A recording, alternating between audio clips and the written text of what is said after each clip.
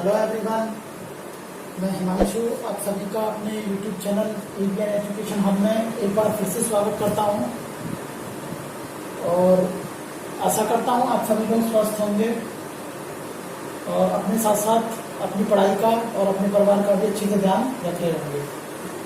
तो चलिए हम स्टार्ट करते हैं अपना आज का लेक्चर, जो कि हम पढ़ रहे थे सिंपल इंटरेस्ट के बारे में। और मैं ये आशा करता हूँ कि आपने मेरे पिछले लेक्चर्स देख लिए होंगे सिंपल इंटरेस्ट के, और उन कॉन्सेप्टों उसमें जो मैंने कॉन्सेप्ट बताया था उनको आपने डिटेल से स्टडी कर लिया होगा।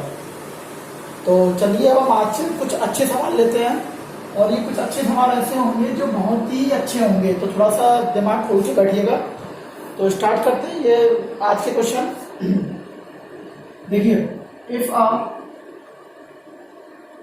if a certain sum of money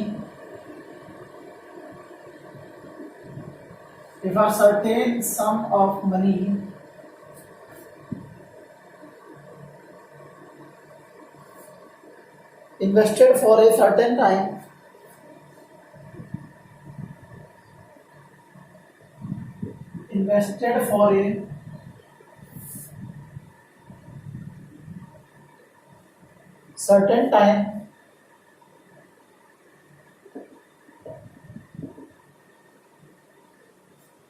it amounts to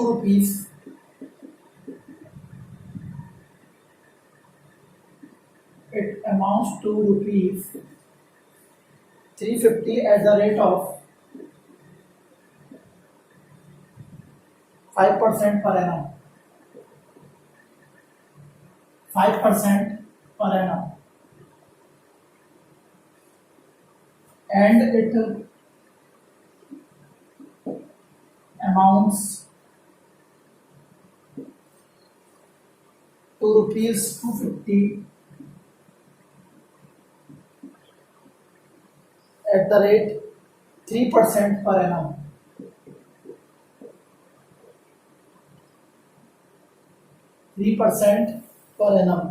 Find the time and principal.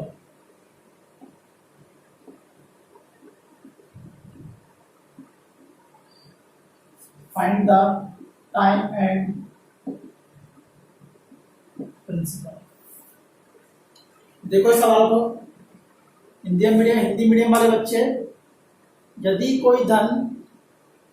कोई निश्चित धन कोई निश्चित समय के लिए क्या किया जाता है, इन्वेस्ट किया जाता है।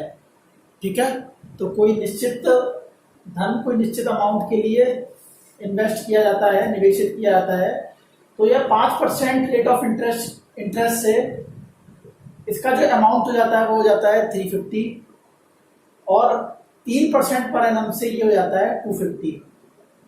तो बताइए इसमें टाइम कितना लगेगा और प्रिंसिपल कितना लगेगा। अच्छा, याद करो एक बार ध्यान से, मैंने आपको पिछले लेक्चर में एक वो बताया था, पिछले लेक्चर में मैंने एक सवाल बताया था। उस सवाल में भी कुछ हमने इस तरीके से एक कॉन्सेप्ट देखा था। उसमें जो पूछा था उसमें रेट पूछा था और प्रिंसिपल पूछा था, याद है। लेकिन अब इस सवाल में क्या पूछ लिया, टाइम पूछ लिया है और प्रिंसिपल पूछ लिया है, लेकिन हमें क्या दे रखा है, रेट ऑफ इंटरेस्ट दे रखा है। अरे सवाल को देखो, कोई प्रिंसिपल है, कोई टाइम में, ठीक है, कितना रेट ऑफ इंटरेस्ट से, 5% रेट ऑफ इंटरेस्ट से इसका जो अमाउंट हो जाता है वो अमाउंट दे रखा है इसमें 350 रुपीज। कोई दिक्कत नहीं होनी चाहिए। फिर दूसरा इसमें दे रखा है, कोई प्रिंसिपल है, ठीक है, वही प्रिंसिपल उसी टाइम में 3% रेट ऑफ इंटरेस्ट से ये हो जाता है 250 रुपीज। आगे बात समझ में, कितना हो जाता है 250 रुपीज। तो देखो, मैंने जो पिछला आपको एक कॉन्सेप्ट बताया था उसमें मैंने एक चीज बताई थी। तो ये जो अमाउंट है, इस अमाउंट में क्या क्या होगा, एक तो प्रिंसिपल होगा और एक क्या होगा, एसआई होगा कि नहीं होगा। ठीक है, अब देखो यहाँ ये जो प्रिंसिपल होगा और यहाँ ये जो एसआई होगा, यहाँ जो एसआई आएगा वो किसके मल्टीप्लिकेशन से आएगा, एक तो रेट ऑफ इंटरेस्ट से और टाइम से। अब यहाँ में रेट ऑफ इंटरेस्ट दे रखा है लेकिन टाइम नहीं दे रखा, और भाई टाइम में कैलकुलेट करना है। लेकिन उससे पिछले वाला जो सवाल था उसमें हमें टाइम दे रखा था लेकिन रेट ऑफ इंटरेस्ट नहीं दे रखी थी, तो हमें उन दोनों की मल्टीप्लिकेशन से क्या क्या प्राप्त होता है, उसमें सिंपल इंटरेस्ट। याद आ रहा है आपको। तो इसमें हमने क्या देखा, अगर देखो अगर मैं इन दोनों का अंतर देखूं, इन दोनों का 350 और 250 रुपए का, तो अंतर कितना आ रहा होगा, 100 रुपए आ रहा होगा। और ये जो 100 रुपए जो रेट ऑफ 100 रुपए का जो अंतर आ रहा होगा, ये अंतर आ रहा होगा वो किसका आ रहा होगा, रेट ऑफ इंटरेस्ट का। वो कितनी परसेंट है, 2%। ठीक है, तो 2% रेट ऑफ इंटरेस्ट से कितने रुपए का अंतर आ रहा है, 100 रुपए का। तो कितना आ जाएगा ये, 1% से कितने कितने का आ जाएगा, 50 रुपए का। बोलो ये चीज समझ में आ रही है नहीं आ रही। 2% से जो रेट ऑफ इंटरेस्ट, जो 2% से जो हमारा डिफरेंस आया, वो डिफरेंस क्या होगा, ये 100 रुपए जो होगा, ये कहीं ना कहीं क्या होगा दोस्तों, ये होगा इंटरेस्ट ही। तो मैंने पिछले लेक्चर में ही बताया था। ठीक है, तो ये 100 रुपए का जो डिफरेंस आ रहा है, ये कितने कितने रेट ऑफ इंटरेस्ट से आ रहा होगा, 2% से। तो 1% से कितना आ जाएगा, 50 रुपए। तो हमें कितने से निकालना है यहाँ पे, 3% से। तो 3% से कितने का हो जाएगा, ये 50 गुणे 3 मतलब 150 रुपए। तो इसमें इसका मतलब ये हो गया कि 150 रुपया का इसमें इंटरेस्ट है, तो 100 रुपए क्या हो जाएगा इसमें, प्रिंसिपल। क्योंकि 250 में से 150 गया तो कितना बचेगा, 100। तो 100 रुपए तो इसमें प्रिंसिपल आ गया, और 150 रुपए क्या आ गया इसमें, हमारा 3% से सिंपल इंटरेस्ट। और वो कितना आ गया, 150 रुपए। बोलो ये चीज समझ में आई कि नहीं। और इसी तरीके से देखो इसमें देख लो, अगर यहाँ भी प्रिंसिपल सेम ही रहेगा, और प्रिंसिपल यहाँ है 100 रुपए है, ठीक है, तो कितना बच गया, 250 रुपए। और 250 रुपए कितना हो जाएगा, वो 5% के लिए। और 1% का कितना है हमारा सिंपल इंटरेस्ट, 1% का है वो है 50 रुपए। तो 5% का कितना हो जाएगा, वो 250 रुपए। आधी बात समझ नहीं आ रही, 5% का कितना हो जाएगा, 250 रुपए। तो ये चीज समझ में आ गई। अब बस निकाल लो इसमें पीआरटी अपॉन 100 से। प्रिंसिपल हमारा कितना आ गया, 100। ठीक है, रेट ऑफ इंटरेस्ट देख लो, रेट ऑफ इंटरेस्ट में 1% के हिसाब से ले रहा हूं। ठीक है, समय हमें निकालना है, बटे 100 बराबर 50। मैंने यहाँ पे जो रेट ऑफ इंटरेस्ट लिया है वो 1% के हिसाब से लिया है। अगर 2% के हिसाब से लिखोगे तो 100 लिख दोगे, यहाँ पे 3% के हिसाब से लिखोगे तो 150 लिख दोगे। ये तो आप शायद आप लोग समझ गए होंगे इस चीज के बारे में। तो 100 से 100 कट जाएगा। ठीक है, तो टी कितना आ गया दोस्तों, टी जो आ गया वो आ गया 50 ईयर। कितना आ गया, 50 ईयर मतलब 50 साल। बोलो समझ में आया कि नहीं आया ये।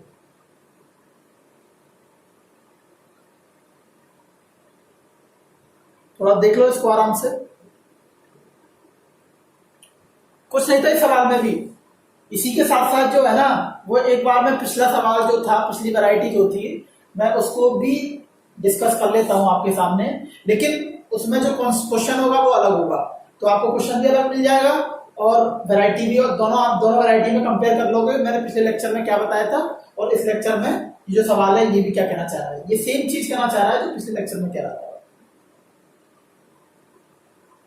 बोलो समझ में आ गया सवाल, आगे बढ़े। इसको मैं रफ कर रहा हूं, ठीक है, और इसकी जगह मैं उस सवाल को लिख दूंगा।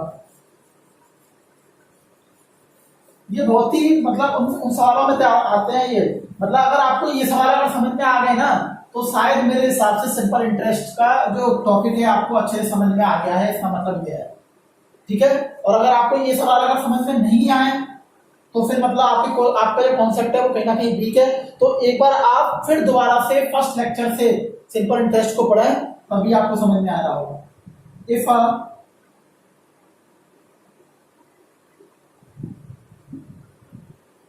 if a certain sum of money amounts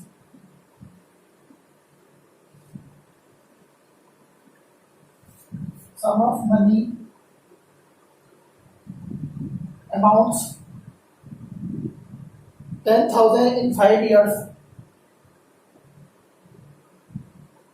10,000 in 5 years and rupees 10,800 in 7 years। कितने सालों में, 7 सालों में, at a certain rate of interest.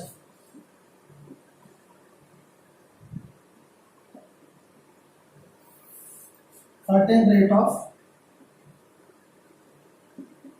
Interest find rate percentage.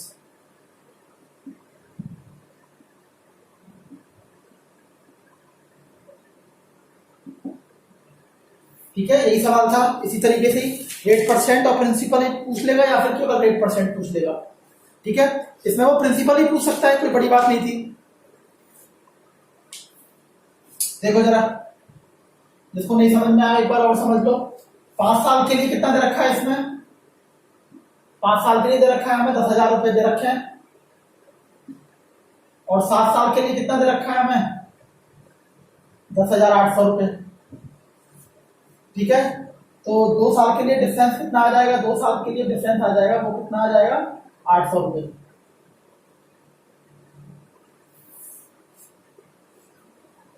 बोलो, 2 साल के लिए 800 रुपए आएगा कि नहीं आएगा? तो 1 साल के लिए कितना हो जाएगा? 1 साल के लिए निकाल लोगे तो 1 साल के लिए कितना हो जाएगा? 800 बटे 2। 800 बटे 2 मतलब 400। 800 बटे 2 कितना हो जाएगा? 400। अब देख लो जरा इसमें आप निकाल लो। अब 7 साल के लिए कितना हो जाएगा? इसमें क्या क्या इंक्लूड होगा? ये अमाउंट है, अमाउंट में प्रिंसिपल होगा और एसआई होगा। 7 साल का होगा। प्रिंसिपल कितना होगा इसमें? जरा 1 साल के लिए कितना आया था? 400 रुपए। तो 7 साल के लिए कितना हो जाएगा? 7 साल के लिए 7 गुणा 400, ये विजिबल है या नहीं? ठीक है, तो 7 साल के लिए कितना हो जाएगा? 7 चौक 2800 रुपए। तो 10,800 में से 2800 घटाओगे तो ये कितना आ जाएगा? 8,000 रुपए आपका क्या आ जाएगा? प्रिंसिपल। अगर इसमें प्रिंसिपल पूछता तो निकाल लेते। जो अमाउंट है, अमाउंट में सिंपल इंटरेस्ट निकाल लोगे तो क्या आ जाएगा? क्या आ जाएगा दोस्तों? प्रिंसिपल। ठीक है, तो अब बस इसमें अब क्या निकालना है? रेट ऑफ इंटरेस्ट निकालना है। तो रेट ऑफ इंटरेस्ट निकालना जानते ही हो आप लोग। बोलो, निकाल लोगे? रेट ऑफ इंटरेस्ट का सूत्र क्या होता है? PRT upon 100। प्रिंसिपल कितना आ गया हमारा? 8,000। आर हमें कैलकुलेट करना है। अगर समय देखो, इसमें तो रेट ऑफ इंटरेस्ट देख लिया। समय जो अगर 1 साल ले रहे हो, ठीक है, तो वहां पर डिवाइड कितने किया मैंने? 100 से। और अगर 1 साल अगर समय ले रहे हो तो 1 साल के लिए हमारा ब्याज कितना है? 400 रुपए। बस इसी चीज का ऐसे विशेष ध्यान रखना। बच्चे बस जल्दबाजी में गलती यही कर देते हैं। बच्चे जल्दबाजी में गलती क्या कर देते हैं? यहाँ समय लिख देते हैं 1 और यहाँ पे जो सिंपल इंटरेस्ट लिख देते हैं वो लिख देते हैं 800 रुपए, क्योंकि हमारा डिफरेंस निकल के आया, वो 800 रुपए निकल के आया और उस 800 को इसके बराबर कर देते हैं। तो इस चीज का ऐसे विशेष ध्यान रखना। ठीक है, समझ में आ गया? तो बस रेट ऑफ इंटरेस्ट निकाल दो। इसमें रेट ऑफ इंटरेस्ट कितनी आ गई? 845, 5%। तो 5% रेट ऑफ इंटरेस्ट से 5 साल में 8,000 रुपए कितने हो जाएंगे? 8,000 रुपए हो जाएंगे कितने? 10,000 रुपए। 8,000 रुपए प्रिंसिपल का जो अमाउंट होगा वो कितना हो जाएगा? 10,000 रुपए। तो इसका मतलब उसको कितनी ब्याज मिल रही होगी? 2,000 रुपए उसको क्या मिल रही होगी? ब्याज मिल रही होगी। बोलो, ये दोनों कॉन्सेप्ट समझ में आ गए? इसमें समय था, ठीक है, और इससे जो पहला वाला सवाल था उसमें क्या दे रखा था? हमें रेट ऑफ इंटरेस्ट दे रखी थी। ठीक है, तो रेट ऑफ इंटरेस्ट दे रखी थी तो हमने 1% के हिसाब से उसका इंटरेस्ट निकाल लिया। और यहां में समय दे रखा था तो हमने समय के हिसाब से उसका क्या निकाल लिया? ब्याज निकाल लिया। इसलिए मैंने दोनों वैरायटी एक बार दोबारा डिस्कस कर ली। ये पिछली वैरायटी जो थी, ये वाला जो वैरायटी थी, ये मैंने पिछले लेक्चर में भी डिस्कस किया था। इसको मैंने हिंदी में भी डिस्कस किया हुआ है और एक सवाल मेरे पास आया था तो मैं तुरंत ही उसको इंग्लिश में भी डिस्कस किया था। बोलो, आगे बढ़े? रफ कर दो इसको। चलो अगला कॉन्सेप्ट देखते हैं, इसमें अगली वैरायटी। अब मैं आपको कुछ क्वेश्चन जो है वो पीडीएफ के माध्यम से प्रोवाइड करवा दूंगा।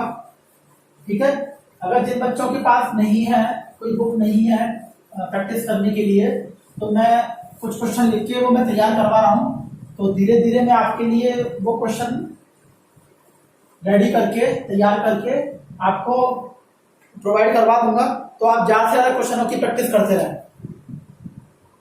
ठीक है, अगला सवाल लिखो। देखो, ये वाला सवाल जो है, जो मैं लिखने जा रहा हूं ना, ये बहुत ही अच्छा सवाल है। ठीक है, इसको हम बहुत अच्छे तरीके से देखेंगे थोड़ा टाइम लगेगा इस सवाल को करने में। जितना बड़ा लैंग्वेज होगा ना उतना बड़ा इसका सॉल्यूशन ही निकलेगा। Ram borrow a sum of rupees 6,300 from Sita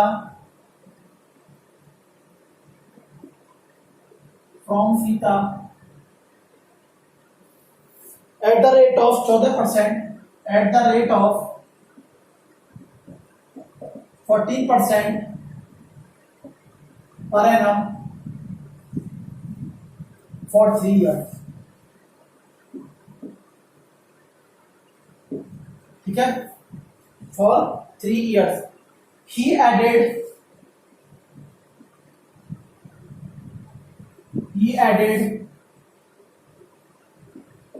some more money। He added some more money in it। मतलब उसने क्या किया, इसमें कुछ पैसा और उधार किया। And lent it to Geeta at 16% per annum for 3 years। 16% per annum for 3 years। In this process he earned a total profit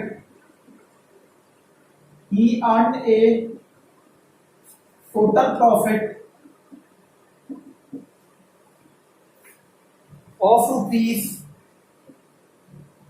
618। find how much money या how much amount does he added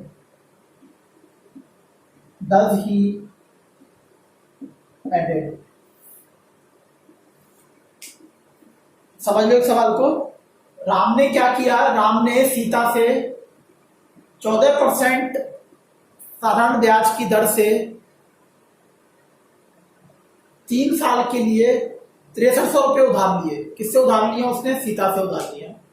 फिर राम ने क्या किया, राम ने उसमें कुछ पैसा add कर दिया और उसको क्या दिया, उस पैसे को उधार दे दिया। किसको? गीता को। और जो गीता को जो ये पैसा उधार दिया वो 3 साल के लिए ही दिया। और लेकिन उसमें जो रेट ऑफ इंटरेस्ट दी उसने 16% पर एनम, मतलब 16% साधारण ब्याज की दर से उसने वो पैसा जो है गीता को उधार दे दिया। अब उसने क्या किया, इस पूरे प्रोसेस में उसने कितने रुपए कमाए? 618 रुपए कमाए। तो बताइए उसने कितने रुपए ऐड किए थे? बोलो बात समझ में आई कि नहीं? मतलब क्या हुआ है, एक तो देखो समय तो इसमें बराबर है, ठीक है। एक इसमें क्या हुआ है, एक तो देखो रेट ऑफ इंटरेस्ट का अंतर आया है। पहले उसने उधार जो लिए थे उससे सीता से तब तो 14% पर एनम की रेट से लिए थे, लेकिन जब उसने उसको उधार दिए गीता को तो वो दिया 16% रेट ऑफ इंटरेस्ट से। तो 2% का तो मुनाफा उसको यहाँ हो रहा है, पहली बात तो। दूसरी चीज उसने क्या किया, सवाल में एक चीज कह रहा है कि उसने कुछ पैसा और ऐड किया है उसमें, ठीक है। तो उसने ये जो पैसा ऐड किया है ये अपनी जेब से ही तो किया है। तो इसका मतलब ये हो गया कि उसको जो है टोटल पूरा 2% का फायदा नहीं हो रहा है, कम फायदा हो रहा है। जो ये 2% निकल के आ रहा है ना, वो 2% का फायदा नहीं हो रहा है। क्यों? क्योंकि उसने कुछ पैसा अपने जेब से भी तो ऐड किया है। अगर ये होता कि 6300 रुपए उसने सीता से उधार लिए और जो कि तो उसने यही रुपए गीता को उधार दे दिए और 3 साल के लिए और 60% पर एनम से, तो क्या होता उसको 16 में से कितना? 14%, मतलब 2% से उसको क्या हो जाता, उस पर 6300 रुपये फायदा हो जाता, ठीक है। अगर हम इसको देख रहे होते ना तो देखो 6300 रुपए के हिसाब से अगर 2% का जो फायदा होता तो कितना होता उसको? 3 दूना 7, 6 दूना 12, 126 रुपए कितने साल के लिए? 1 साल के लिए। तो 3 साल के लिए कितना हो जाता उसको? 6 × 18 हाथ लगी 1 दूना 6 और 1 7, ठीक है। और 3 एकम 3, ठीक है, तो इसका मतलब ये होता कि उसको जो फायदा हो रहा होता वो कितने रुपए का फायदा हो रहा होता, 378 रुपए का। अब उसको जो फायदा हो रहा है वो कितने रुपए का हो रहा है, 618 रुपए का। तो ये पूछना चाह रहा है कि बताइए उसने कितने रुपए उसमें ऐड किए। ठीक है, समझ में आ गई। देखो ये चीज एक बार और समझ लो, एक बार इसको पिक्चर के माध्यम से मैं समझा देता हूं। 6300 रुपए उसने किससे उधार लिए दोस्तों, सीता से। कितने से, 14% रेट ऑफ इंटरेस्ट से। फिर उसने कुछ अमाउंट उसमें जोड़ दिया, और कुछ अमाउंट जोड़ के ये वाला जो पैसा हो गया राम का हो गया, और इसने किसको दे दिया, गीता को। ठीक है, और गीता को जो दिया है वो दिया है कितने से, 16% से। ठीक है, तो आंसर क्या कहना चाह रहा है, देखो इसके लिए तो ये प्रिंसिपल हो जाएगा, तो 6300 प्लस पी, आ रही बात समझ में, 6300 प्लस पी गुणा 16, और समय कितना है यहाँ पे, 3 साल बटे 100। और इसके लिए कौन सा है ये वाला प्रिंसिपल, 6300 गुणा 14 गुणा 3 बटे 100। ये किसके बराबर दे रखा है, 618 के। अब ये बताओ, ये दोनों प्रॉफिट है तो इसका अंतर ही तो इसके बराबर आएगा। मतलब इन दोनों से जो पैसा, इन दोनों से जो प्रॉफिट हो रहा है 618 रुपए, तो अगर इसमें से अगर ये पैसा घटा देंगे तो इसको ये प्रॉफिट होगा कि नहीं होगा। तो बस इसमें क्या निकालना है, ये वाला अमाउंट निकालना है पी। बोलो निकाल लोगे क्या, ठीक है। इसको कैलकुलेट करोगे तो कैलकुलेट करने पे जो आंसर आ रहा होगा वो आ रहा होगा 500 रुपए। पी बराबर कितना आएगा, 500 रुपए। एक तो ये आपका बेसिक तरीका हो गया जो हम सवाल को करते आ रहे हैं। ये समझ में आया नहीं आया, 500 रुपए मतलब उसने क्या किया, उसने 500 रुपए इसमें और ऐड कर दिए। ठीक है, अब जो हो गया वो 6800 रुपए हो गया। मतलब उसने 6800 रुपए दिए हैं, वो किस हिसाब से दिया उसने, 16% रेट ऑफ इंटरेस्ट से। कितने साल के लिए, 3 साल के लिए। ठीक है,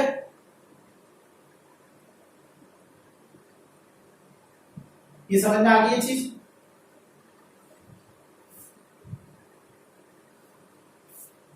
अब देखो इस सवाल को दूसरे एक और तरीका मैं इस सवाल का बता देता हूं आपको। ये तरीका भी कहीं ना कहीं आगे काम आ रहा होगा आपके। देखो इसमें राम ने कितने रुपए बचाए, इस पूरे प्रोसेस में कितने का प्रॉफिट हुआ है, 618 रुपए का। और 618 रुपए का जो प्रॉफिट हुआ है वो कितने साल में हुआ है, उसको 3 साल में हो रहा है। ये बात समझ में आ रही है। तो उसने 618 रुपए कितने साल में बचा है, 3 साल में। तो राम ने एक साल में कितना बचा रहा होगा, वो 618 बटे 3। ये कितने साल में बचा रहा होगा, वो एक साल में। तो ये कितना आ जाएगा, 3 दूना 6, 0 3 6 18, 206 रुपए। 206 रुपए बचा रहा होगा।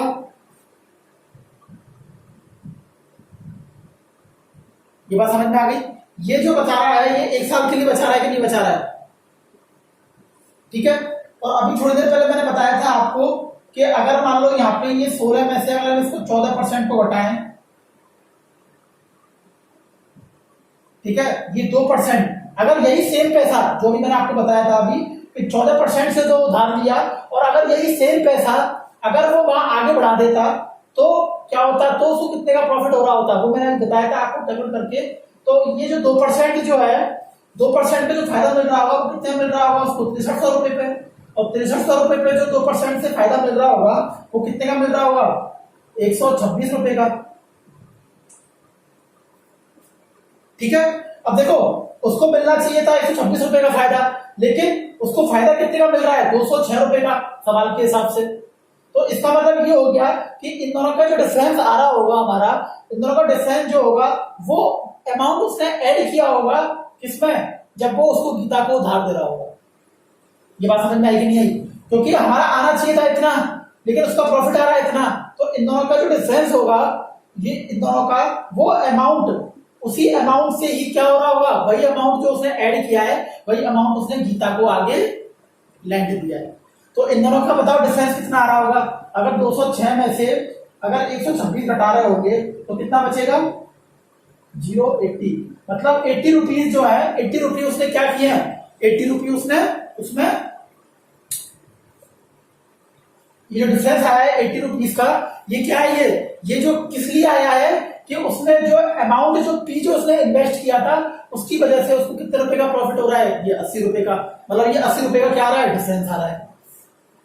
आ रही है बात समझ में? तो 80 रुपए का जो डिफरेंस आ रहा है वो किस तरह से आ रहा होगा? प्रिंसिपल यहाँ पे पी होगा। अब बताओ यहाँ पे ये जो आएगा रेट ऑफ इंटरेस्ट वो कितनी आएगी? यहाँ पे रेट ऑफ इंटरेस्ट बताओ 16 आएगी या 14 आएगी?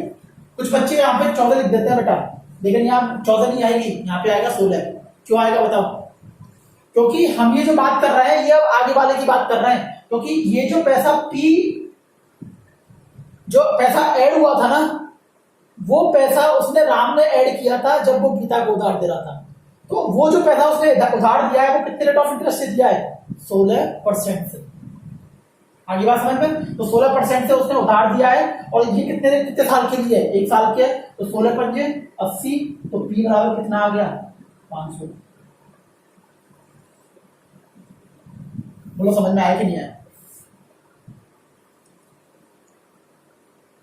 बहुत ही अच्छा सवाल है। मतलब ये मान लो कि इसमें आप लोगों के सारे कॉन्सेप्ट जो है क्लियर हो जाएंगे। जो भी अगर आपका कॉन्सेप्ट अभी तक क्लियर नहीं हुआ होगा वो सारे कॉन्सेप्ट इसमें क्लियर हो जाएंगे।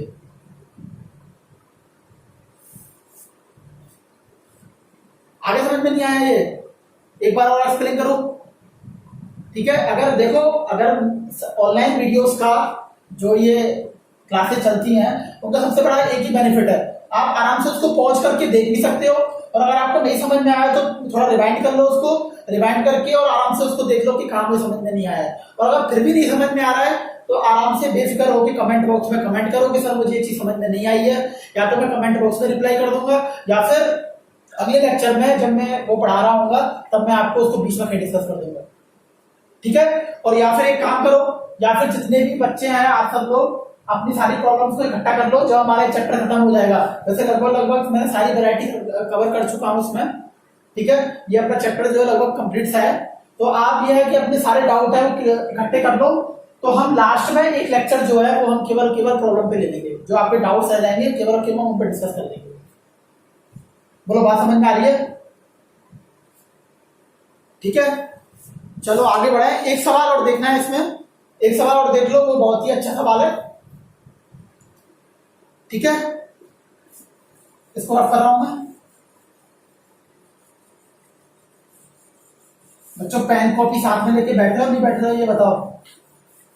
सिंपली ऐसे वीडियो को मत देखना, मैथ कभी भी इस तरह से समझ में नहीं आती है। अगर मैथ को आपको अच्छे से समझना है, मैथ में डिटेल स्टडी करनी है, और अगर आप चाहते हो आपका कोई भी सवाल गलत ना हो, तो आपको पेन और कॉपी साथ में लेनी पड़ेगी, और पेन चलाना पड़ेगा कॉपी में। बिना पेन चलाए कभी भी मैथ नहीं होगी, ठीक है? चलो देखो अगला सवाल। A bicycle can be purchased,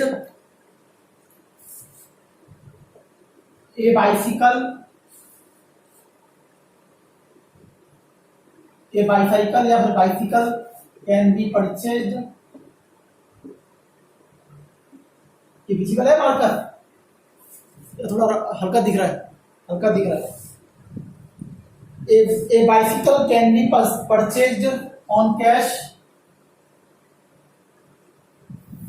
A bicycle can be purchased on cash of ₹1500। मतलब इसका मतलब ये हो गया एक साइकिल जो है वो 1500 रुपए में क्या हो सकती है? कैश पेमेंट देके परचेज की जा सकती है, ठीक है? But the same cycle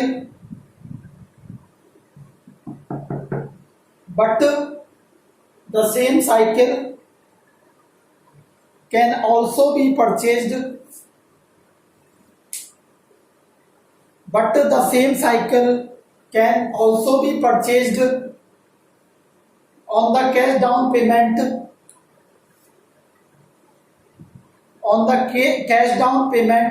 of ₹350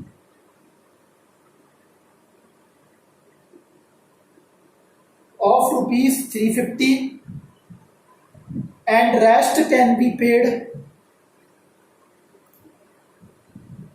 and rest can be paid in three equal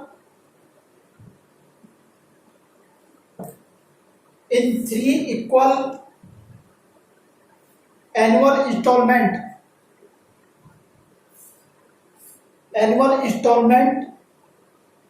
for rupees 400 for next 3 months. For next 3 months, find the rate of simple interest. Find the rate of simple interest. ठीक है, सवाल में क्या कहना चाह रहा है ये? सवाल में ये कहना चाह रहा है कि जो ये है एक साइकिल है, उसको 1500 रुपए हम कैश पेमेंट देके परचेज कर सकते हैं। सवाल हमने लिख लिया, ये लिख लोगे ना, लिखने की जरूरत नहीं है इसको। ठीक है, तो 1500 रुपए में हम क्या कर सकते हैं, इस साइकिल को खरीद सकते हैं। बाकी दूसरा तरीका इसमें एक और है कि सेम साइकिल जो है इसको खरीद सकते हैं किस तरीके से, 350 रुपए का तो कैश डाउन पेमेंट कर दो। ठीक है, 350 रुपए का तो क्या कर दो, कैश पेमेंट कर दो, और 400 रुपए की 3 किस्तें बांध दो। किसके लिए? 3 महीने के लिए। तो मतलब 3 महीने तक, मतलब अगले महीने वो 400 रुपए, अगले महीने 400 रुपए, अगले महीने 400 रुपए।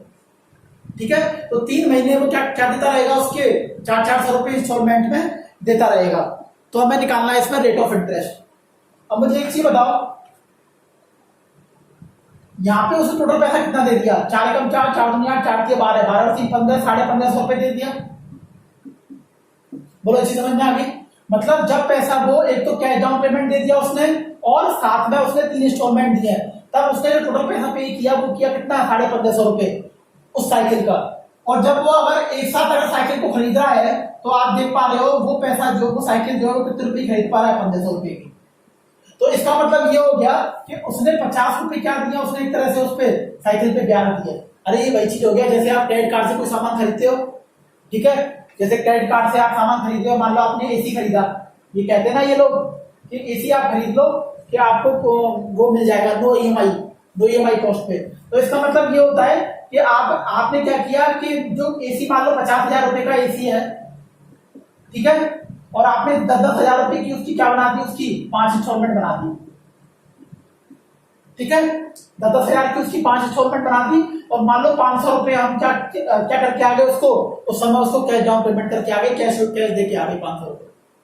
तो इसका मतलब ये हो गया कि हमें टोटल एसी पड़ा वो कितने का पड़ा? 50,500 रुपए में। लेकिन असलियत में जो एसी था वो कितने का था? 50,000 रुपए का।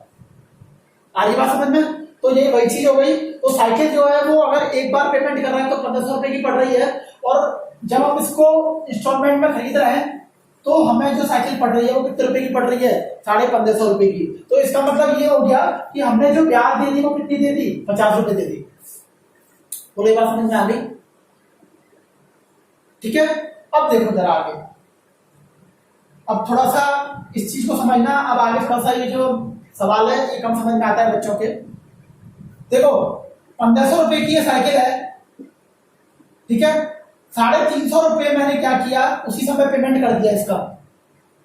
ठीक है, 350 रुपए उसी समय पेमेंट कर दिया। तो इसका मतलब ये क्या हो गया, 1150 रुपए जो हो गए, 1150 रुपए अगले महीने मतलब उसके पास शेष रह गए एक तरीके से। ठीक है, तो इसका मतलब ये होगा कि 1150 रुपए पे उस पे क्या लग रही होगी, रेट ऑफ इंटरेस्ट जो लग रही होगी पहले महीने पे, वो कितने पे लग रही होगी? 1150 रुपए पे लग रही होगी। ठीक है, तो 1150 रुपए पे लग रही होगी रेट ऑफ इंटरेस्ट आर, और समय जो है यहाँ पे, समय जो है मंथली दे रखा है, और यहाँ पे हमेशा जो समय आता है वो हमारा जो आता है वो ईयरली आता है, ध्यान रखना। लेकिन यहाँ पे जो समय दे रखा है वो हमें क्या दे रखा है? मंथली दे रखा है। तो इसलिए हमने ईयर में चेंज करने के लिए उससे क्या कर दिया, हमने 12 से भाग दे दिया। बोलो ये चीज समझ में आ गई? ठीक है, अब क्या किया, अब अगले महीने 1150 में से अगले महीने क्या किया उसने? 400 रुपए जाके दे आया, वो दे आया। तो जब अगले महीने वो जब वो पहले महीने के बाद वो 400 रुपए दे आया, तो इसका मतलब अगले महीने जो उसका जो ब्याज लग रही होगी, अगले महीने जो इंटरेस्ट लग रहा होगा कितने रुपए में लग रहा होगा? 750 रुपए पे। क्यों? क्योंकि 1150 में 400 रुपए कितने बचेंगे? 750 रुपए। तो अगले महीने जो ब्याज लग रही होगी वो कितने पे लग रही होगी? 750 पे। बोले बात समझ में आ रही है?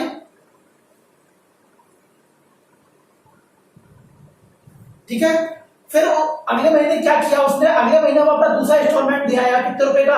400 रुपए का। और जब दूसरा इंस्टॉलमेंट दिया है 400 रुपए का, तो यहाँ पे शेष कितने रुपए रह गया उसके? 350 रुपए। तो इसका मतलब यहाँ पे जो हमारा इंटरेस्ट लग रहा होगा तीसरे महीने, वो कितने रुपए प्रिंसिपल पे लग रहा होगा? 350 रुपए पे। ये प्रिंसिपल है नहीं? 350 रुपए। तो अगले महीने जो हमारा ब्याज लग रहा होगा वो कितने पे लग रहा होगा? 350 रुपए पे। और वो लग रहा होगा कितने से? रेट ऑफ इंटरेस्ट से। ठीक है। अब देखो, अब बचा हमारा कितना? बचा कायदे से हमारा 350 रुपए, लेकिन वो पे कितने कितने करके आया? तीसरी जो इंस्टॉलमेंट पूरी करके आया है वो कितनी करके आया है? 400 रुपए की। आई बात समझ में? तो आप इस तरह से ब्याज निकाल सकते हो। तो अगर करके आने थे तो 350 रुपए, लेकिन करके आया वो 400 रुपए। क्यों? क्योंकि वो पहले से कंडीशन थी ये वाली। क्या करते हो? साइकिल अगर इस तरीके से खरीदनी है तो 350 का पहले कैश पेमेंट करके जाओ और उसके बाद में 400 रुपए के 3 पेमेंट करो। तो आ रही बात समझ में? तो हमारा पैसा जो बच रहा था कायदे से वो कितना बच रहा था? 350 रुपए, लेकिन वो पेमेंट कितना करके आया? 400 रुपए। और इस तरह से उसकी ये जो साइकिल है ये क्या हो गई? अब उसकी हो गई। तो यहाँ पे उसने कितने रुपए एक्स्ट्रा पे किए? 50 रुपए। और या फिर जो ब्याज है वो इस तरह से निकाल सकते हो, एक ही बात है। बोले एक से समझ में आई कि नहीं है? ठीक है, समझ में आ गई? तो बस अब तो कुछ नहीं है इसमें। इस सवाल में देखो आर बटे 1200 कॉमन आ जाएगा। 1150 प्लस 750 प्लस 350 जो बराबर होगा वो किसके बराबर होगा? 50 के बराबर होगा। ठीक है। तो आर बटे 1200 गुणा में कर रहे होंगे, इनको जोड़ने पे कितना आएगा? 1150 और 750, ये कितना हो जाएगा? 1200 1200 700 900 900 और 3 1900 1900 और 3 2200 2250 रुपए। 2250 रुपए जो है वो किसके बराबर आ गए? 50 के। तो इसको आप कैलकुलेट कर रहे होंगे, आराम से बैठ के कैलकुलेट करना। और रेट ऑफ इंटरेस्ट जो आ रही होगी वो आ रही होगी हमारी 26/2/3%। 26/2/3%। बोलो समझ में आया कि नहीं आया? बहुत ही अच्छा सवाल था दोस्तों ये। ठीक है, समझ में आ गया? इसका एक और तरीका और है, सीधे सीधे अगर करना चाहो तो इसमें क्या करो, ये वाला जो अमाउंट है ना 1150 750 350, इसको डायरेक्ट जोड़ दो। ठीक है, इसको डायरेक्ट जोड़ दो और डायरेक्ट जोड़ने पे जो पैसा आएगा 1150 750 350, इनको जोड़ोगे कितना आएगा? 2250 रुपए। ठीक है, 2250 गुणा आर गुणा 1/1200 बराबर 50 की कर देना सीधे। ठीक है, तो आप इसको कैलकुलेट कर रहे होंगे। 1200 को क्या समझ में आ गया ना? क्योंकि यहाँ पे जो क्योंकि यहाँ पे टाइम दे रखा है, वो क्या दे रखा है? वो मंथली दे रखा है। तो इसको ईयर में चेंज करने के लिए हमने क्या कर दिया? 12 से भाग दे दिया। तो इसको आप कैलकुलेट कर रहे होंगे तो ये कितना आ गया? 26/2/3%। ठीक है, और इसी तरह का सवाल आप लोग ना पेपर में देख रहे होंगे, बहुत जगह आपको कहीं देखने को मिल जाएगा कि एक जो पेन है वो 10 रुपए कैश प्राइस का मिलता है। ठीक है, आप देखना कहीं ना कहीं आपको मिल जाएगा। अगर नहीं मिलेगा तो मैं आपको देख के दे दूंगा ये सवाल। ठीक है, मतलब एक ऐसा ही सवाल है कि उसका जो पेन का जो कॉस्ट है वो 10 रुपए की है, लेकिन वो जो पेन है वो एक तरह से इस तरीके से खरीदा जा सकता है कि 11 इंस्टॉलमेंट में 1-1 रुपए, मतलब हर इंस्टॉलमेंट में आपको 1-1 रुपए देना है। तो इसका मतलब टोटल आप रुपए कितने दे रहे हो उस पेन के? 11 रुपए। तो इसमें फाइंड रेट ऑफ इंटरेस्ट, आपको रेट ऑफ इंटरेस्ट निकालनी है। ठीक है, तो इस सवाल को करके देखना, और अगर ये सवाल आपको मिल जाए तो अच्छी बात है, नहीं मिले तो फिर कमेंट बॉक्स में कमेंट कर देना, तो मैं ये सवाल आपको उपलब्ध करवा दूंगा। ठीक है दोस्तों, तो आज के लिए इतना ही। अगर आपको मेरा ये कंटेंट पसंद आ रहा हो तो आप ज्यादा से ज्यादा मेरे वीडियो को लाइक करें, शेयर करें तथा मेरे इस चैनल को सब्सक्राइब करें, क्योंकि आपका सब्सक्राइब मेरे लिए एक बहुत बड़ा मोटिवेशन है। और जितना आप मेरे को मोटिवेट करोगे उतना ही अच्छा आपके सामने मैं कंटेंट लेके आऊंगा और उतनी आपके सामने में मेहनत कर रहा हूँ। तो ठीक है दोस्तों, और अगर आपको कोई भी चीज समझ में नहीं आ रही हो, मैं बार बार इस चीज को कह रहा हूँ, कमेंट बॉक्स में कमेंट करो ताकि मैं उसको अगले वीडियो में और इम्प्रूव कर सकूं। ठीक है, चलो आज के लिए इतना ही। खुश रहो, धन्यवाद।